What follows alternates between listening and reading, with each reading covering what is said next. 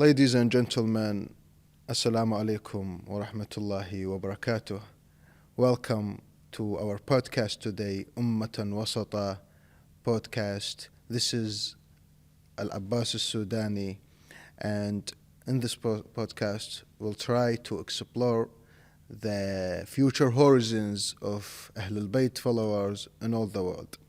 Today I have a special guest, the philosopher, the Professor Vali Nasr, Professor of International Studies in Johns Hopkins University. Welcome, Doctor. Thank you very much for having me. It is wonderful being in Baghdad and to be part of your podcast. Very delighted, honored, and grateful to have you here. So let me begin with this. In 2006, you published your book, The Shia Revival, and that was the title of the book. And the subtitle was How Conflicts conflicts within Islam will shape the future. Am I correct? That's correct. So let me begin with this. But at the current time level, how will conflicts within Islam shape the future related to Ahlul Bayt followers in all the world? Well, when I wrote the book was a different time for the followers of Ahlul Bayt. This was when there had been a change of regime in Iraq. The United States had invaded Iraq, toppled Saddam Hussein, allowed elections in Iraq. And because these elections were open for the first time, the majority Iraqis, who are Shias, elected a government that was Shia. And it was very obvious that the consequence of American invasion in Iraq was first and foremost the transfer of power from Sunni power, which had been held for many decades, literally going back to World War I. And indirect before that even indirect before that during the Ottoman Empire, that for the first time would be in the hands of the Shia. So this was a revolution, not just for Shias in Iraq, but it was a revolution for Shias everywhere. First of all, this meant that Iraq would be the first Arab Shia state, because prior to that, Shiism as a majority faith was associated with the non-Arab state of Iran. And maybe you would even say Azerbaijan, which had recently become independent from Soviet Union, still was not an Arab state. So in the Arab world, in this region, which is the heart of Islam, all political authority had always been Sunni, particularly in the modern time period. That were, even if when they were secular, Ba'athists, Arab socialists, etc., there always had been Sunni. Yeah.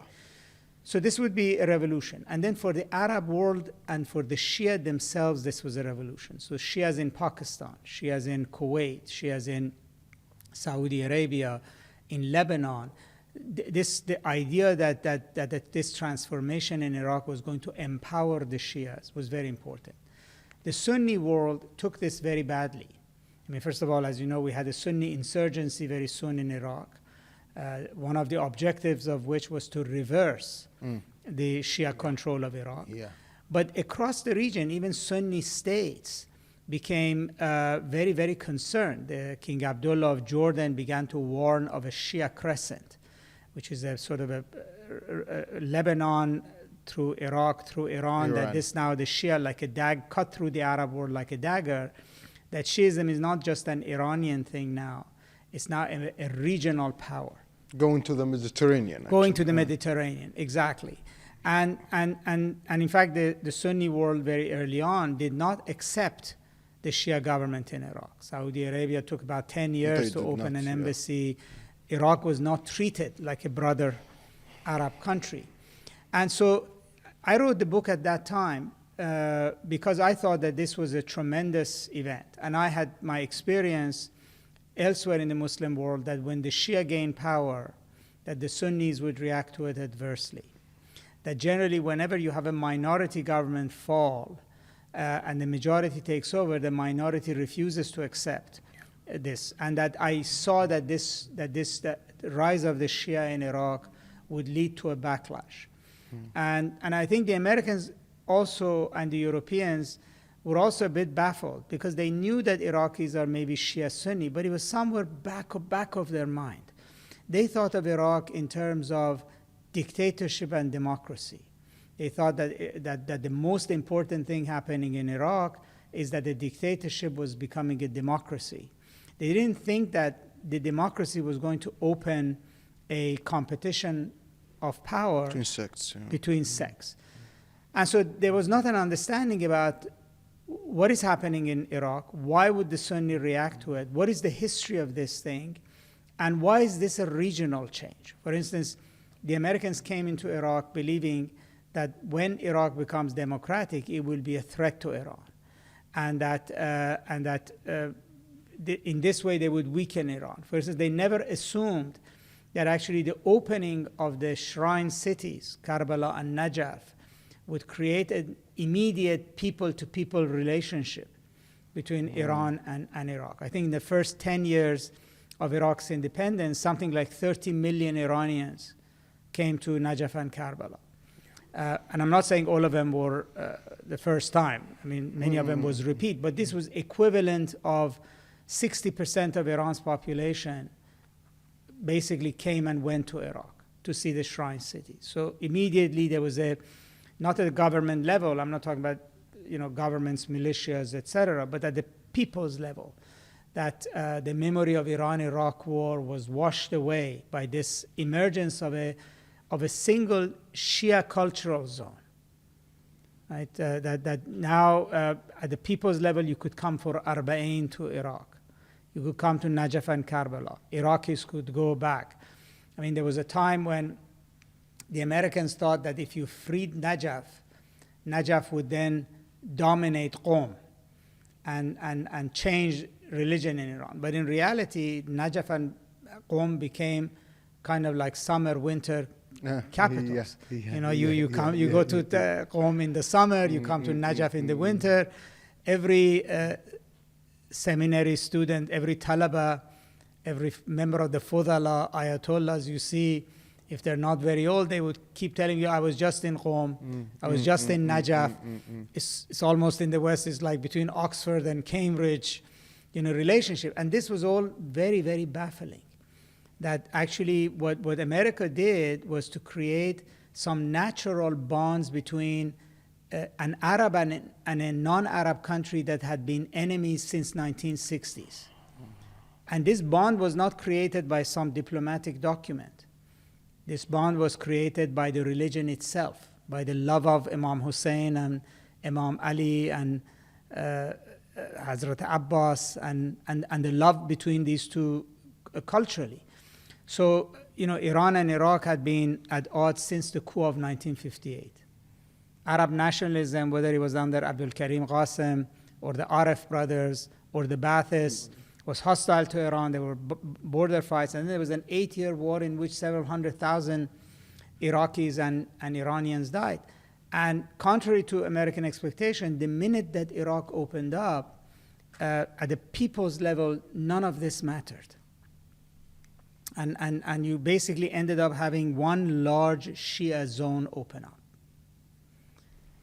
And then, similarly, a Shia zone opened up between Lebanon and Iraq, because it was very easy for Lebanese Shia to come to Iraq. Iraqis go to Lebanon. So you had the emergence of a Shia world, which had then been closed because under Saddam it was difficult to come, and then you had sanctions, and it was very difficult to come. So the term by King Abdullah, he was correct using that term? He was talking about it purely at the political level, that basically you're going to have what we later on we would call an axis of resistance, that Iran and Hezbollah and Hashd al-Shabi, etc. will. But I'm talking that actually at the more important is at the people's level, which had nothing to do with government. More social levels, more the fact that you could get on an airplane and a bus in Iran and go to Karbala and Najaf, which for over a generation people couldn't do. So there was a post American invasion in Iraq. So what about now? I mean, this I raised up the question again about now this conflict in the region. Yes. Where would it take us? So that moment of sectarianism passed eventually. Eventually, the actually civil war along Shia-Sunni lines in Iraq ended, and then gradually Iraq also got better relations with its Sunni neighbors, embassies, relationships. The next major sectarian point was the rise of Daesh, because Daesh was a highly sectarian movement. And that again created a moment in which the Shia community in Iraq joined hands with Iran, particularly the Revolutionary Guards, to defeat ISIS. And from this was born the entire Hashd al-Shabi movement in Iraq. Both the formal side of it, as well as the facile side of it, was a product of this. Now, this represented a period where, what King Abdullah was talking about was becoming much more material. In other words, there was a much more of a security, military, militia, political alliance that was emerging, which was not social, religious. And this alliance then would play a very important role in the Gaza war.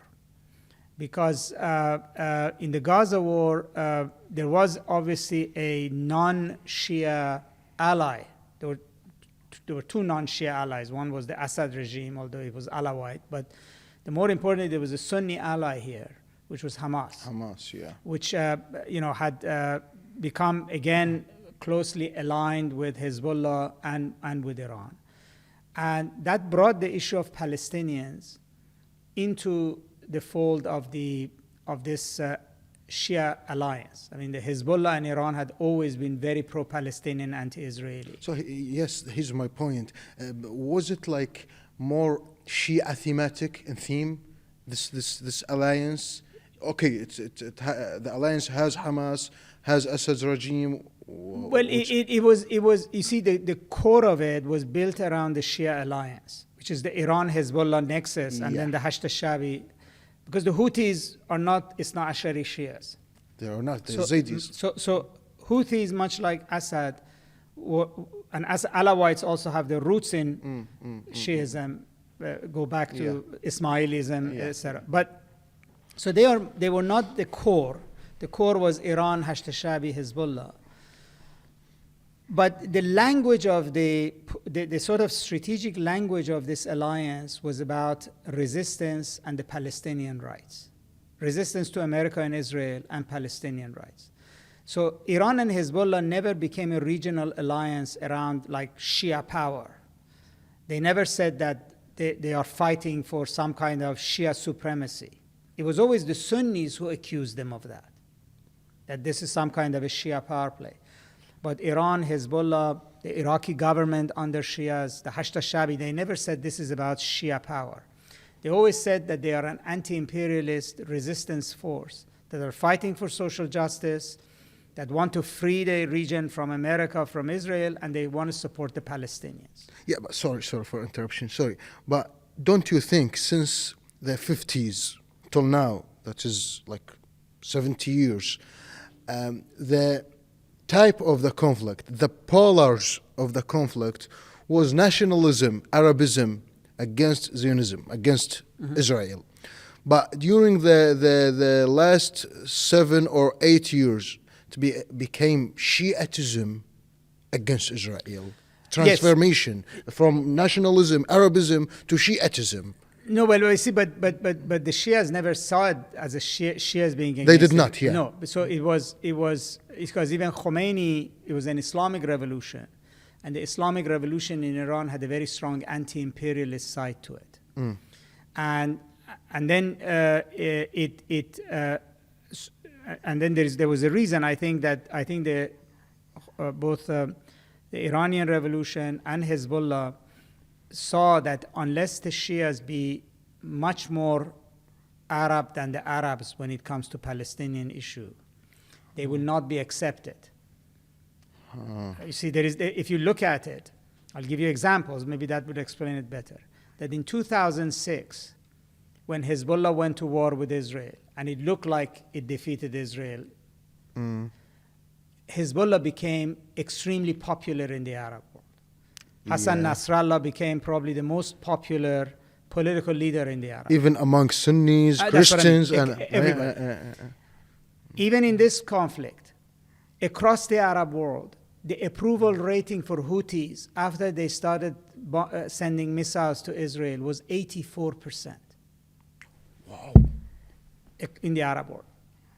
Ayatollah Khamenei's popularity in Tunisia went as the most popular person after the Gaza war started. So Iran, first Iran under Ayatollah Khomeini, then the rest of the Shia understood that the Arab world cares a lot about the Palestinian issue. Gamal Abdel Nasser did, Muammar Gaddafi did. I don't mean they did much about it, but they cared about it. Hafiz Assad did. Saddam did. All Arab leaders, kings, monarchs, presidents, they all said they're for Palestinians. And I think the Shias understood that in order to be accepted by Arab people, they have to be even more aggressive on the Palestinian issue. Adapters. They should adapt to this cause. Not only adapt, they should lead. They should lead. I'll give you an example. So when in 1982, Israeli troops first went into Lebanon, Shia peasants in the south of Lebanon greeted Israelis with flowers because they were fed up with Palestinians bullying them around. And Ayatollah Khomeini got very upset and told the Shias of Lebanon, no, we don't do that. It's true, we will not follow the Sunnis, but we will lead on the Palestinian cause. The way to be accepted as a minority in this region is not to side with Israelis against the Palestinians, but it is that we will be much better at fighting for the Palestinians than the Sunni Arabs are. Did that happen? Well, they believe they did. So when in 2006, Hezbollah to record, still is the only Arab military who has ever defeated Israel in 1982 and 2006. Is the only place Israel involuntarily was forced to leave. The only Arab land he was forced to leave was in Lebanon in year 2000 by Hezbollah. Right? So Hezbollah all these years has positioned itself as being a much better defender of Palestinians than any Arab government. Right? But I mean, this belief... And it's paid for it. It's paid for it. I don't want to say I'm just saying what's the logic. I'm not saying it's necessarily has worked. But the idea was that Hezbollah is a minority community in Lebanon in a sea of much larger Sunni communities around it. And it has to prove its worth to the Arab cause above and beyond what other Arab leaders are doing. This is actually true of many minorities elsewhere in the world. That the price of being accepted is to excel at the cause that matters to everybody.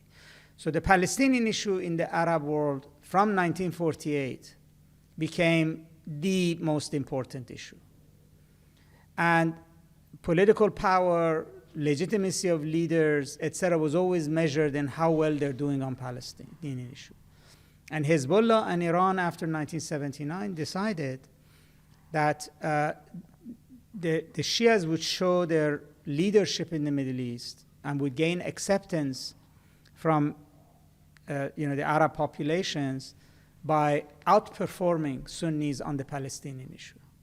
But what about the reflection? I mean, so let's say Shia succeed leading the movement against the Zionism, against Israel, but don't you think that the others who are now not leading, because Shia leading, they just take another side, and the reflection of leading this movement, the reflection of leading this side has cost Shia a lot? Well, it has cost them a lot. And that's the nature of politics. Countries calculate certain strategic moves that pay or do not pay. I mean, there's a time period, maybe 5 years ago, 10 years ago, Iran or Hezbollah would say that they are actually gaining a lot by playing this card. because they are accepted by a broader cross-section of Sunni Arabs than if they were not supporting the Palestinians, right? But also it's true of politics that once you go down a road, then you are caught in it. In other words, this strategy also made Israel to think that its true enemies in the Middle East are Iran and Hezbollah. That other Arab governments were either defeated or they signed a peace normalized, or Jordan, Egypt, and the other ones were defeated by Israel over time. That Israel's only military headache were the Shias. And therefore Israel became increasingly anti-Iran and anti-Hezbollah. And as a result, anti-Shia. Is it beneficial, exactly this point? Is it beneficial for Shia? No, I'm not saying it's beneficial for Shia.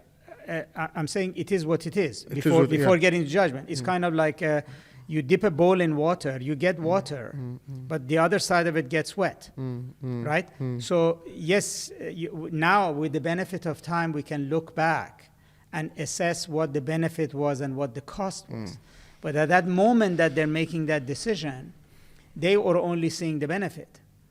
Even until recently, the decision that Hassan Nasrallah made on October 8th, 2023, day after Hamas's attack, that Hezbollah was going to immediately enter the conflict in support of Hamas, was basically a decision that was calculated that it will be beneficial to Hezbollah, beneficial to the Shia of Lebanon, that they will be seen in the Arab world as heroes, as the only Arabs that are defending the Palestinians.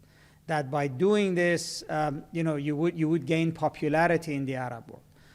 We can now look back and say it was a mistake, right? But that's because we have the whole picture in front of us. So one consequence of this strategy was that it made an enemy of Israel. So even to this day, Israel sees still Lebanon, Hezbollah, and Iran as its mortal enemies. The other was that it made acceptance of Hezbollah and the Shia and Iran in the Arab world conditional on continuously basically going down this path, because there was no other paths explored of how you will be accepted, coexist, etc. And so it has brought the region to where it is today. Right? The reality is that the resistance, the axis of resistance, is heavily dominated by Shia forces. Doesn't mean every Shia in the region supports them. The government of Iraq doesn't, but the Hashd al-Shabi does, Hezbollah did, Houthis do, Iran does, and then you have Hamas in the middle. So the reality is that we're dealing with a decades-long sort of strategy that was made in Tehran and in Beirut that committed Iran and Hezbollah to being Israel's most ferocious enemies and Palestinians as most ardent defenders. And so you could say Iran's relations with Israel, with the US, with the Arab neighbors was shaped by this. And yes, you're correct. There's a tremendous amount of cost to it. No strategy is without cost. That's very insightful explanation. Let me be more specific. So what about the future of Shia? So here's my concern. So on the scale of the global community, let me say, and let's say hypothetically Shia, they have this position. On the short-term future, are they rising up, or I'm talking from a forecasting perspective, especially with the new development around the world, with President Trump. I always say this. No. I would say this. I think it's a mistake to confuse axis of resistance, Iran and Hezbollah, with Shiism. How so? Because we use these words interchangeably. It's kind of like saying Egypt represents Sunnism. Look, I can look at the region and say the Shias are much more democratic than the Sunnis in this region. How so? Well, there is more elections in Lebanon, there is more elections in Iran, and there definitely is more elections in Iraq. So you agree with me that Iraq, for example, represents more emerging democracy in the region than other countries? There's no other way than to agree with you. I mean, you actually do elect your leader. There's no prime minister that has served more than 4 years. Doesn't matter. Well, one did, Maliki. But in reality, yes, it's messy. I'm not saying it's not. These days, America's democracy is messy too. A lot of Americans are unhappy about their democracy. So I'm not saying that it's a perfect system. Yes, Iraq could be as efficient as Gulf countries. It's not. But if you're saying, is there more freedom of expression, freedom of politics in Iraq or in Sunni Arab states? It's in Iraq. Okay. Is it in Iran even? Iranian press is far freer, there's more differing opinions than in Arab states. Yes, the Arab states, women can not wear hijab, etc. But there are some measures that you would say that it's not true that the Shias are necessarily doing poorly. You could look at Lebanon, in particular look at Iran and say in terms of technology, in terms of many cultural things, they're way ahead of other Sunni countries. The number of books, the kind of universities. I could say the very first woman to win, or the first even Middle Easterners to win the highest prize in mathematics in the world, the Fields Prize, was an Iranian woman. Well, I mean, I'm not, end of the day, she may not see herself as Shia, but she was raised in a Shia country. In her cultural heritage is Shia. So, this came, in other words, there is a lot to say that is positive or rising with the Shia community. Ever since 2003, the Shia actually see themselves as a global community. This is a community that is much larger than the Middle East. There are Shias in Senegal, there are Shias in Pakistan, in India, in the West. Many of them are doing extremely well. And I don't think it's yes, there is Shia politics in this region associated with specific Shia actors. Specific. Which is the Islamic Republic in Iran, Hezbollah in Lebanon, the government in Iraq, and then the non-governmental Fasal in Iraq, and the Houthis in Yemen, right? And they are making certain decisions along that. Now, they happen to be Shia, but they don't speak for all Shias, and they are not representative of a world culture. Is this understandable for the international opinion? Yes, it's actually, it is. Being at this conference, I realize it's less understandable for Shias themselves. Because I find that people continuously are conflating and confusing axis of resistance with Shia world.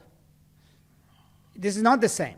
It's not the same. It's not They're the same. separated. It's not the same. It's like saying that, if you looked at the Sunni world and they say, okay, they lost, one country did something wrong or lost a war, so this is therefore a defeat for all of Sunnis. Like Wahhabi as part of Sunnis, they don't represent whole Sunnis. But not only in terms of values, but actions of specific Sunni actors doesn't immediately say, oh, the Sunni world is in trouble.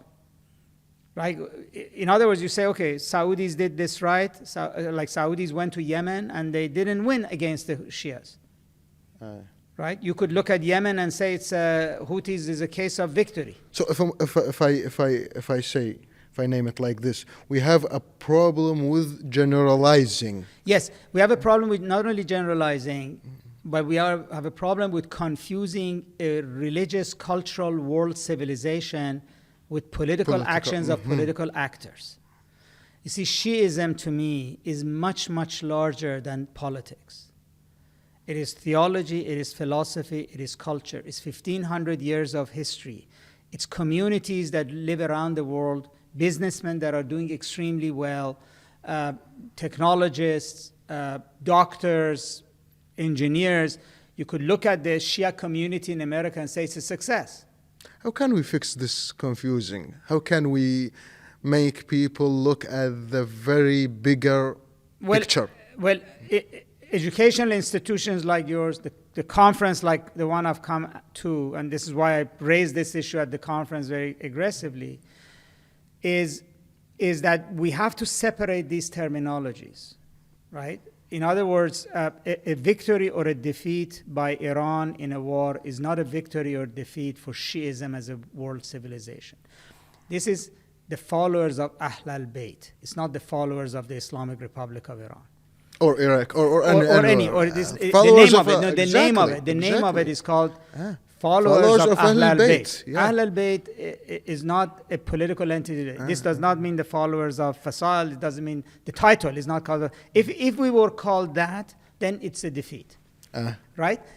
But the reality, yes, there is a political defeat by a political organization over a particular strategy that it has followed. It has done it in the name of Shiism. It happens to be Shia, but it is not a defeat for or a setback for the entire faith, right? So that I think is an important thing to keep in mind. And so it is true also that these victories and defeats can have impact, but in reality, I mean, at least I've been told that majority of Iraqi Shia youth were not that entangled with what was going on in Gaza. Yes, they had sympathies, but it's not like they went in the streets demonstrating. It's not like, you had like they felt that their daily lives are affected by what's happening in Gaza. Most of Iraqis believe that they should support Gaza politically, economically, in these assistance aids and stuff, but not militarily. Not militarily. And also they don't think that if Hamas was defeated, or even if Hezbollah was defeated, this actually changes anything on the ground here. You're going to have elections this year. Your elections will have nothing to do with Gaza, right? So people are not voting on that. It has to do with Iraqi things. Is that who's a better politician, who's going to do better for these sets of things. So there is a reality to the life of the Shia in their communities, in what they produced artistically, intellectually, etc. And yes, they are observant to what is happening, and they may have sympathies for one side over another. Of course they do. They do, and so we have to put things in a context. So I am not sold on this sort of defeatism this moment, that this is a defeat for Shiism, that there is a setback. We are creating our own negative narrative here. Why is it a setback for Shiism? I mean. First of all, as I said, the end of this conflict has not been written. We don't know, but the reality of it is that you could even say that the Sunni states who did not fight, like Hezbollah, also suffered the defeat by not participating. So the reality. So we have to, as I said, we have to. My concern is, yes, I observe politics, but particularly my concern is that when we talk about a world civilization, we have to think of it as a world civilization, as a global religion, in a global context. The way that other religions think about the health of the religion is not tied to a single war or a single peace. America losing in Iraq or losing in Vietnam was not a defeat for Christianity. It was not. At least Americans never thought of it that way. Maybe somebody in Beirut or in Baghdad spoke in those terms. It wasn't, right? So it's important for us to maintain that distinction. So in 1 minute, let me a little bit go outside of the topic. I have this very important question. Do you think stability in Iraq amid this chaotic Middle East is at least seen as a necessity from the international community perspective? Yes, in Iraq specifically. Yes, I do think so. Although, international community does not focus on Iraq all the time. I realize I've worked on many parts of the world that Americans only pay attention to a country when there is a problem or an issue, whereas that other country thinks about America 24 hours a day. Yeah. Right? Yeah. So the reality is that whether you're Iranian, Pakistani, Iraqi, I've seen it in Nepal, I've seen it in Bosnia, you think the Americans are continuously concerned with you because you're continuously concerned with them. Well, exactly. But the reality is that the international community sees Iraq in a fairly stable situation. If they look very closely, there are many things they're not happy with. Like maybe it should be growing economically more, maybe its government is too messy. They don't like it when there are months goes by after election, you can't form a government. Maybe they see that Iraq cannot control all of its territory, that it has disputes between the South and KRG over. I mean, there are a lot of issues can worry them. But right now there is a sense that the country is stable. It's had election after election, it has a stable government, it's getting better. It's now dealt with its security sets of issues. And I do think that there's a sense that if Iraq was to return to where it was in 2006, civil war, where it was when Daesh took over Mosul and was on the gates of Baghdad, that actually is extremely dangerous. It's very dangerous to the region because of where Iraq is located. So Iraq is a pivotal Arab country. Iraq, Syria, and Egypt for decades have been the three most important Arab states. It's only very recently that people think that the Gulf is really the Arab world. But until recently, even if you went to the Ottoman times, you went to Abbasid times, Mamluk times, Umayyad times, it's the Levant. It's not the Arabian Peninsula. This is the bastion of culture and civilization, the largest amount of population. If Iraq were to implode, it threatens everything around it. It threatens Syria, it threatens Saudi Arabia, it threatens Kuwait, it threatens Iran, it threatens Jordan. I mean, there's not a scenario in which that a situation of instability in Iraq would not be threatening to the outside because of where it's located. And so, yes, there is a commitment to security of Iraq. But it is not like the international community is actively trying to improve its security. That is left to the Iraqis themselves. Yeah. It's usually when security collapses that the international community immediately tries to save the situation. So, Professor, very briefly, is Shiism growing in stability or in fighting environments? I think we're in a very particular time period in history. We are, which is the whole region in which Shiism matters is being in state of conflict on an ongoing basis. So that conflict has been in and around on top of Shias, and Shia have been part of it. Secondly, I think, the Iranian Revolution was a very big event in the Middle East. It was, of course. Changed the whole landscape. Right. And it was obviously the largest Shia country in the region. And Iran, aside from the history from the time of the revolution to now, Iran itself is going through a period of, important transition. And so that will obviously also be very important. How does Iran transition? What might be the future of the Islamic Republic? How will it figure in this region? So I think every religion ultimately prospers in peace and security. When its community can grow, the community can be prosperous, the community can spend on mosques, on scholarships, on seminaries, on learning, on universities, hospitals, etc. That's when a community grows. Stability needed. That does not happen in a war. Yeah. So yes, you could say some religion may be better at fighting war, or some people who happen to be of a certain religion may be better at fighting war. But war But not Islam or Shiism. Well, even within Islam, you might say, the Shias are good fighters, or Shias in this country are good fighters, etc. Or Kurds are good fighters. We can have these kinds of views. But the reality is that war is not a normal state for human society. It's not. It's not. So wars are episodic. But religions thrive in times of peace. You see, that's why Shiism survived early in Islamic history by moving away from where there was conflict. It didn't survive in Iraq where its imams were being killed.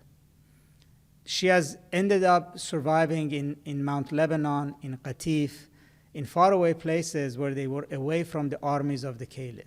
Mm-hmm. And then, Iran became Shia, and then they went to Iran. So then Shiism became very big where there was a stable empire called the Safavid Empire. So that's where, the high learning and high the culture, ultimate, all the great mosques, etc. happened. And then from there, when Najaf and Karbala were at peace, that's when the great culture of Najaf and Karbala emerged. That's when the Hawza emerged. When the British came and started bombing Najaf and Karbala because the Shia were refusing occupation, many mujtahids picked up and went to Qom. In fact, Qom only became a Hawza because Najaf was in war, because the British were bombing southern Iraq. So a civilization doesn't prosper in war. A civilization has to win a war to then prosper in peace. And so I'm not concerned about this period. Iraq is still going through a tough time. Middle East is going through a tough time. Iran's going through a tough time. I'm looking for the period after the future. That then the younger generation of Shias like yourself, the many Shia professionals who are in the West will be able to sort of define the future of Shiism in an environment of peace and prosperity. I hope we have peace, stability, and before that, I hope all Shia believe in the importance, the significance of having peace and stability. Inshallah. Thank you for joining me here Thank you in for the having me. podcast. Very delighted, very honored, and very grateful to have you, Professor. Thank you very much. Thank you. That was Al-Abbas Al-Sudani, and that was podcast Ummatun Wasata. Goodbye.